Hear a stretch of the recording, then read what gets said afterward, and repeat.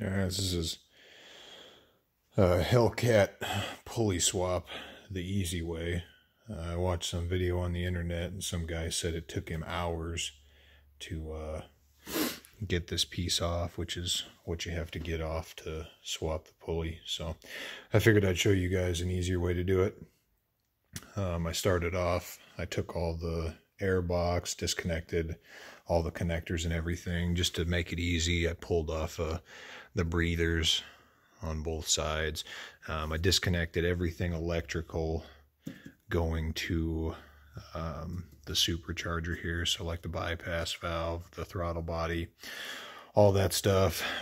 You can put I want to say it's a 15 mil or a 13 mil on this and get your belt off, pull off, you know, all these connectors here.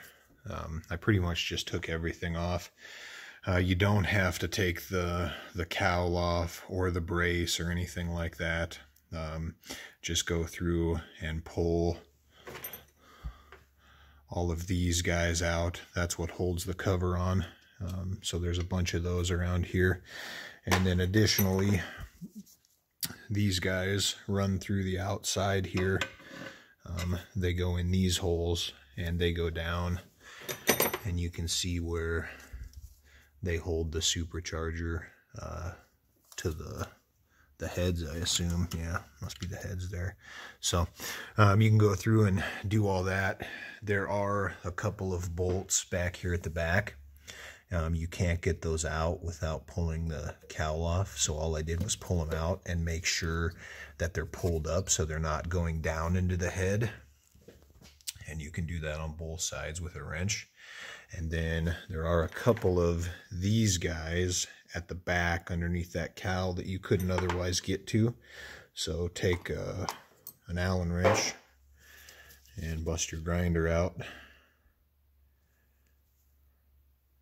and focus, and just cut it off like that, and you can get under there. And as soon as you break them, they're tightened to like 13 foot-pounds or something.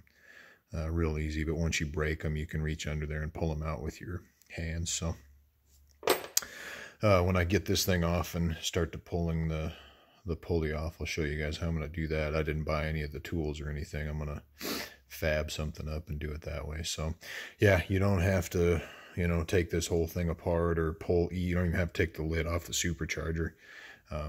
If you just undo it, you'll be just fine. You do have to unscrew the lid because you have to get this right here to pull out of there. So otherwise you could just leave the supercharger lid on too, but you do have to take that off to disconnect it from here to pull this off in a second. So I'll be back with you guys here shortly.